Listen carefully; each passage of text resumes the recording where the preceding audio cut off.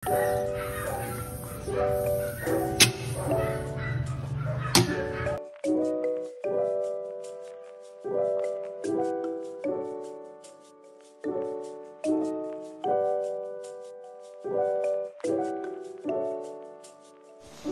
name is Paul Ryan Argalang. So, in creating of our project, the rocket liquid, we use a 1.5 plastic bottle and a styrofoam. Then we turn the styrofoam into wings, in the bottle. Then we make a hole in the lid of the bottle.